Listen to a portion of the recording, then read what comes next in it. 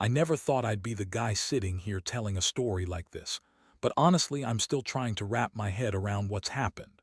My wife, Lisa, and I had been together for over 8 years, married for 5. We seemed solid, at least on the surface. She was the type of woman who always kept up appearances, perfectly put together, sharp-tongued when needed, and incredibly good at hiding what she didn't want shown. From the outside, everything looked good. We had a nice house, decent jobs, a circle of friends. But lately, I'd noticed little things that didn't add up. She was more distant, often working late, and her phone was glued to her hand like it was some kind of lifeline. She'd brush off my questions with a sharp attitude, calling me paranoid or insecure. She'd say, "You're just jealous because I'm busy," or "You're imagining things as usual." It started about 3 months ago. She suddenly became obsessed with some project called the repopulation lottery. Yeah, that's what she called it. I didn't pay much attention at first. It sounded like some kind of scientific thing she was into, maybe a new hobby. But then I noticed her researching compatibility algorithms, genetic pairing scores, and all that biotech stuff that I only vaguely understood. I mean, her fascination with it was weird. She'd sit for hours in front of her laptop, scrolling through genetic data, whispering to herself about optimal matches and future generations. I couldn't help feeling like it was some kind of metaphor for our relationship, like she was trying to find the best genetic match, and I was just not it. I'd ask her about it and she'd roll her eyes like I was an idiot. "It's just science, Mike," she'd snap. "You wouldn't understand." That tone, the condescension, it wasn't her usual. It was like she revved up her bitchy side whenever I got close to asking questions about her new obsession. And then last week, I found out she wasn't just talking about genetic scores or some science project. I was snooping. What idiot doesn't snoop when they're feeling suspicious? And I came across a folder hidden deep in her encrypted cloud storage. It was full of messages, pictures, and a lot of weird, coded stuff. I saw her name, Lisa, and the name of some guy I'd never heard of before, a Dr. Carter, who she kept messaging late at night. One message said, "The compatibility algorithm is suggesting separation despite our high scores. It's like our genetic match is irrelevant now, like they're trying to tell us we're not right for each other anymore." That hit me like a punch to the gut. I stared at it for hours, trying to process what I was reading. She was talking about our relationship like it was some test, some scientific experiment, and she was getting advice from some guy who was supposed to be a genetic compatibility consultant. I mean, what the hell? This wasn't just cheating. It was like she was trying to reconfigure our entire life based on some algorithm. All those talks about human future and repopulation, and I realized she might have been plotting her next move for weeks, maybe months. At first, I thought I was imagining things. Maybe it was some kind of weird sci-fi obsession she had. She's always been into that kind of stuff. But then I found a string of messages where she was discussing her affair with this Dr. Carter, how she'd been lying about her whereabouts, sneaking around, and how she was planning to leave me for him. That's when it all broke in my head. I felt like I'd been kicked in the stomach. My wife, the woman I loved, had been cheating on me with a genetic scientist, someone who shared her strange obsession, and they were conspiring behind my back to isolate me from what she called the new human future. I didn't even know what to say at first. I sat there staring at the screen, feeling like I was living someone else's nightmare. It's one thing to suspect your wife's cheating, another thing entirely to find out she's been planning her escape with some guy who shares her freaky fascination with the future of humanity. I knew I had to confront her, but I also knew that everything I thought I knew about us was crumbling. The woman I married wasn't just cheating, she was rewriting our entire story. And that's when I decided I couldn't stay silent. I had to face her, ask her what the hell was going on, and decide what I was willing to accept or not accept about this whole mess. I never thought I'd be that guy, but it's clear. Now, I was just a piece in her experiment, and she was playing for some future I wasn't part of. I waited till she got home that evening, feeling like I'd swallowed a rock. My hands were sweaty, and my stomach churned with a mix of anger, betrayal, and just pure confusion. I didn't sleep the night before, And every time I closed my eyes, I saw those messages, her talking about the algorithm, suggesting that despite our supposed high scores, she was planning to leave me for good. I kept thinking, how did I miss all the signs? How could I have been so blind to her lies? When she finally walked in the door looking all smug and bitchy, I felt my blood boil. She was already snapping at me about dinner, about how I wasn't paying enough attention, about how I was always so insecure.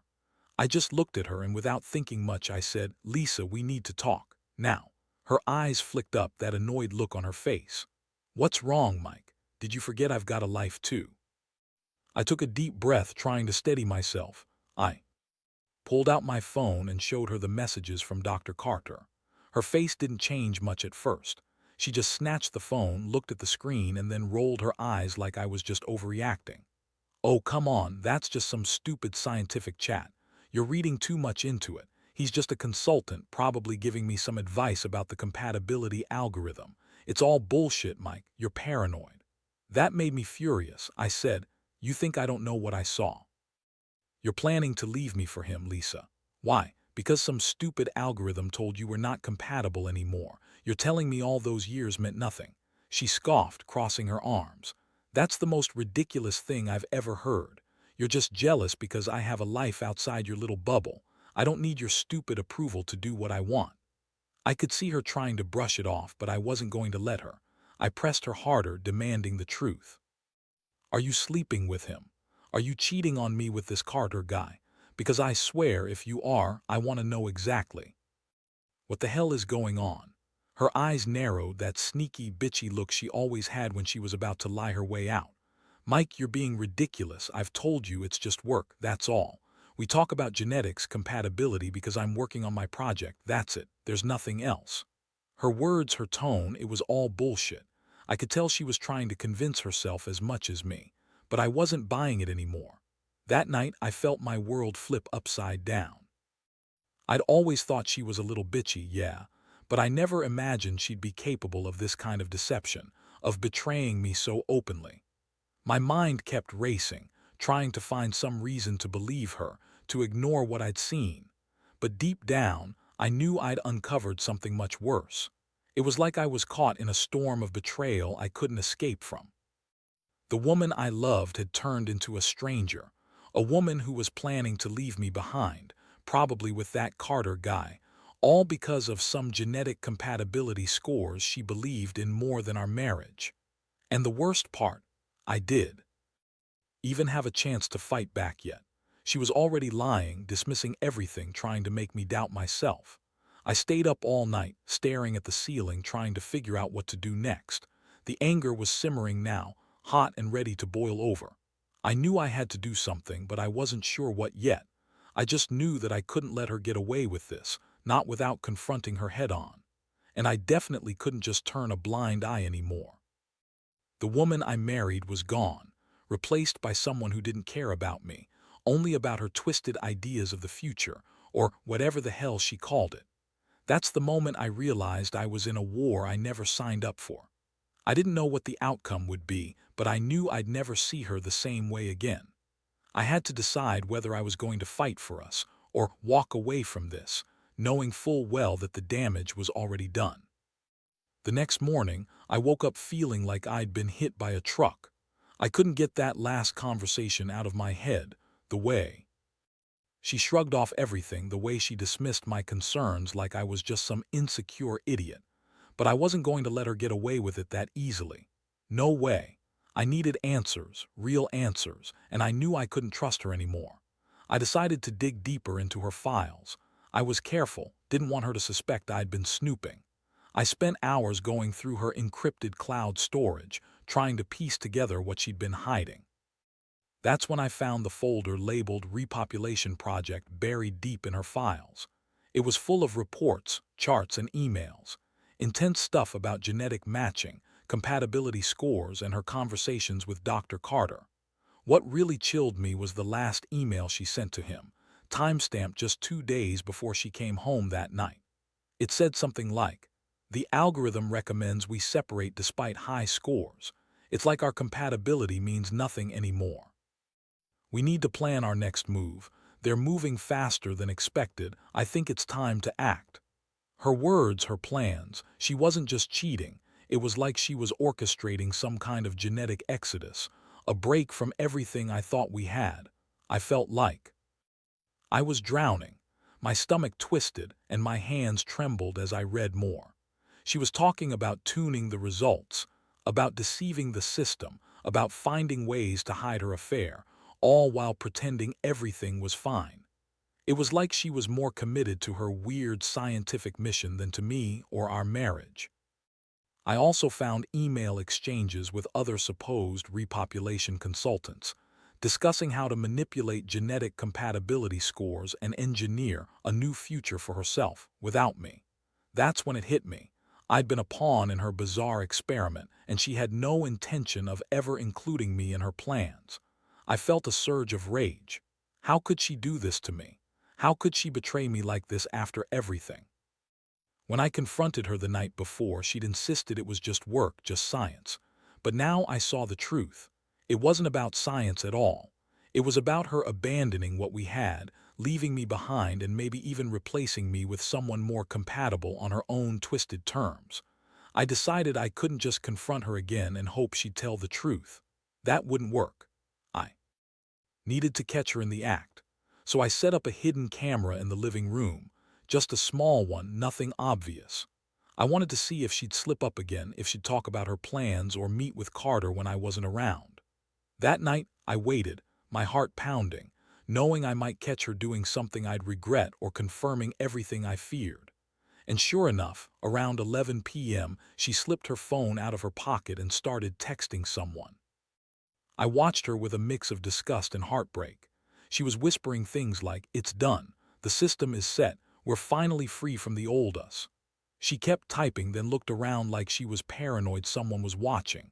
That's when I saw the photo she had sent, a picture of a hotel room with her in bed, half naked, and a caption that read, "Tonight's the night.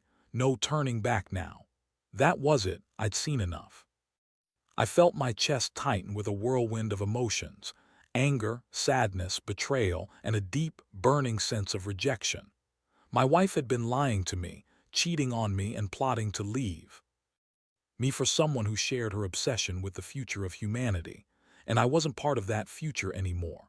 I felt like I'd been punched in the gut so hard I could hardly breathe. I stayed up all night again, staring at the ceiling, trying to decide what to do next. I knew I couldn't just walk away this time, not without making her face what she'd done. And I realized I'd have to go all in. If she thought she could hide behind her science and her schemes, she was wrong. I was going to confront her face to face, and I was going to get answers, no matter how much it hurt. I didn't sleep that night either. Instead, I plotted my next move, feeling more determined than ever that I had to do something. Whatever it was, it had to be definitive. I was tired of being some pawn in her twisted future. I deserved the truth, and I was going to get it, even if it destroyed everything. The confrontation finally came sooner than I expected. I couldn't keep pretending I didn't know what she was up to, and honestly, I was sick of being her fool. That Sunday afternoon, I called her into the living room. She was already acting defensive, arms crossed, that bitchy smirk on her face like she thought she had all the power. I didn't hold back. "Lisa, we need to talk. No more lies. I've seen your messages, your plans. I know what you're doing," I said, voice steady but trembling. Her eyes narrowed and she sneered.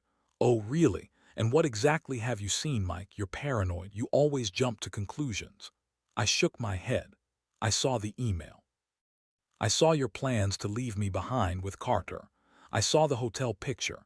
You're cheating on me and you're trying to get rid of me because I'm not compatible with your future anymore." Her face twisted into a snarl. "You don't know what you're talking about.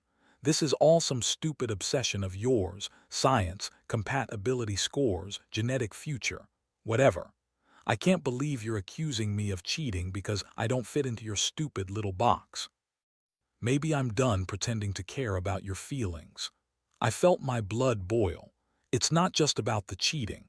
It's about how you're willing to throw everything away, our marriage, our life, over some damn algorithm, over some genetic compatibility score. I took a step closer. "You think you're so smart, Lisa, but you're just a selfish bitch who's more interested in her weird science project than the woman she married." I don't know who you are anymore." She rolled her eyes, scoffing at me. "You're so dramatic, Mike. You're just jealous because I have a real purpose now. You're insecure and you're trying to control me. Well, I'm not going to be controlled anymore. You're the one who's insecure, always worried, always jealous, so maybe you're the one who doesn't belong in this new future." The words hit me like a punch in the stomach. I felt tears prick my eyes, but I refused to let her see me break. This was her final face, her true self, the one I didn't recognize anymore. I looked at her, furious and heartbroken all at once, and I finally said, "If you're so damn sure about this future you're building, then go. Leave. But don't think I'll let you do it without a fight. I'm not some pawn in your sick experiment." She scoffed again, turned on her heel and started walking away. I didn't stop her. I just stood there, feeling like I'd been hollowed out. She had lied to me, betrayed everything we ever had, and now she wanted to walk out the door like I was just some obstacle she was jumping over. In that moment, I realized I had no choice but to let her go if that was what she wanted. But I also knew I'd never forget what she did. The woman I loved, who I thought was my partner, was gone. Replaced by someone obsessed with her future, with her genetics, with her damn algorithm.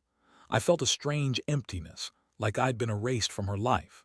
That night, I sat alone in our house, staring at the empty space where she used to sleep. Everything was quiet except for my pounding thoughts. It was like I was caught between hope and despair. I wanted to believe there was still a way back, maybe if she realized what she was about to throw away. But deep down, I knew she didn't want me anymore, not really. She wanted her perfect future, and I was just a glitch in her system. I didn't know what the future held. After that, I only knew that I couldn't keep pretending I was okay with being discarded like some outdated model. If she thought she could rewrite our story with some compatibility scores and genetic tinkering, she was dead wrong. I had to start figuring out how to move on, how to rebuild myself from this mess. But right now, all I felt was that crushing sense of betrayal. I was losing the woman I thought I knew, and I had no idea how to fix it. The days after the confrontation were a blur.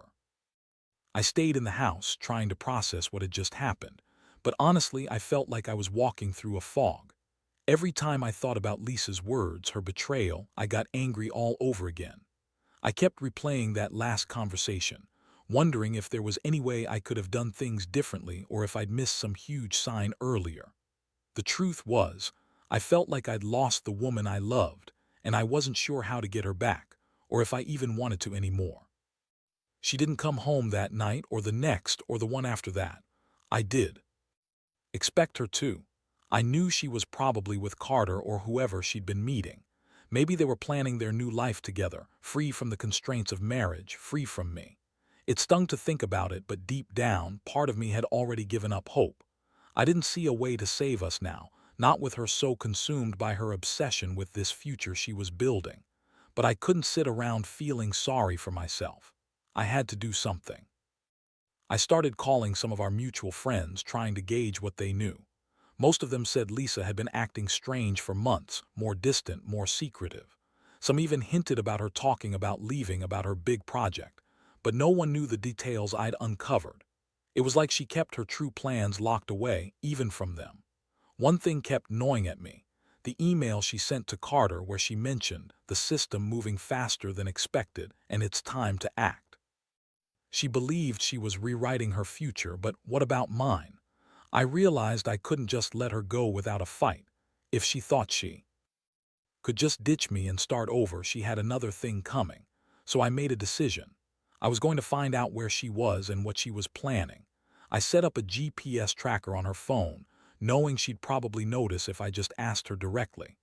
I also hired a private detective to follow her movements discreetly. I didn't want to be some jealous husband, but I needed proof. Proof that she was really leaving, that she was serious about her plans with Carter. Over the next few days, the detective reported that Lisa had been meeting with Carter at a fancy hotel downtown. They'd been seen going in and out multiple times, always looking tense, secretive. I couldn't believe what I was hearing. She was really doing it, abandoning everything for this guy, for some future that only existed in her mind. I felt a mix of rage and heartbreak. How could she be so cold, so calculating? I remember sitting alone in the dark one night, staring at her side of the bed, feeling like I'd been turned inside out.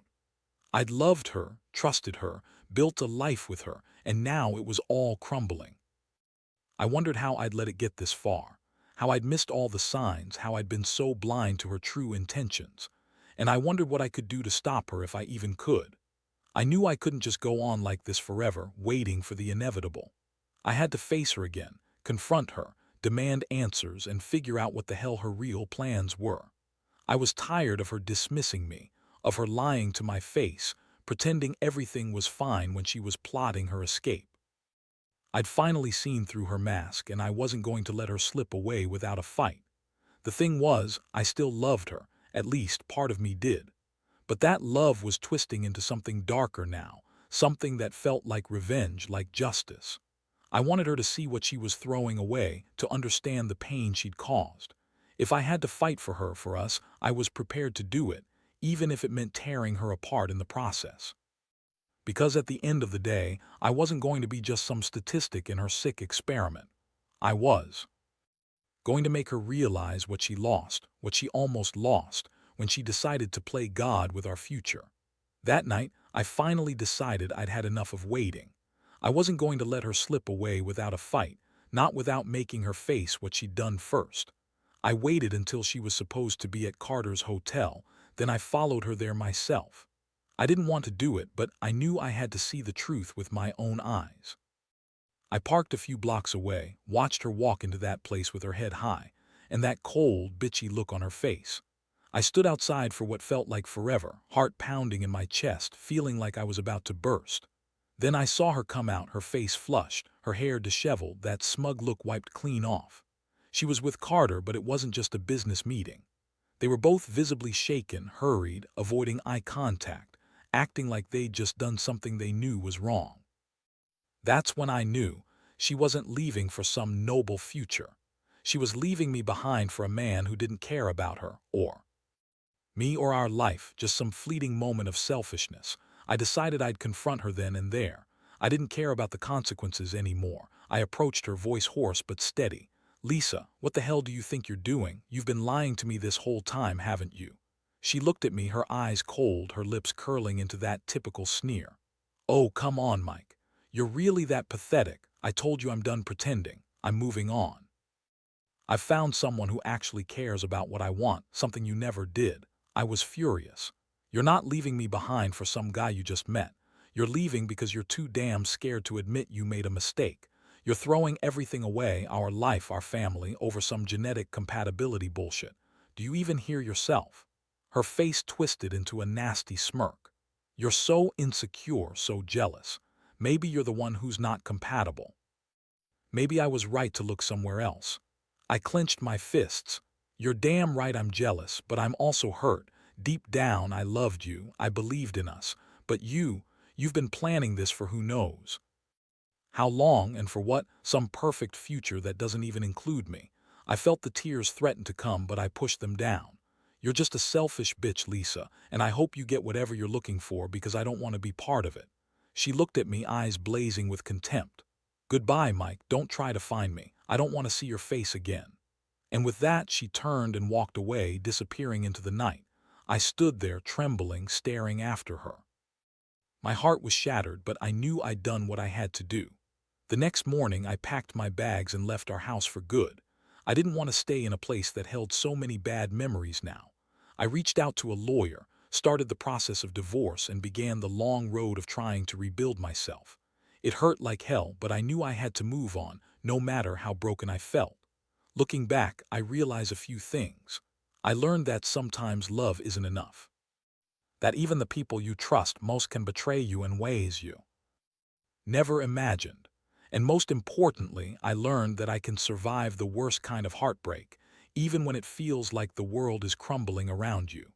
Lisa's obsession with her future, her genetic schemes, all that science wasn't worth losing myself over. I may have lost her, but I'm starting to find myself again now. And honestly, that's the only thing I really need.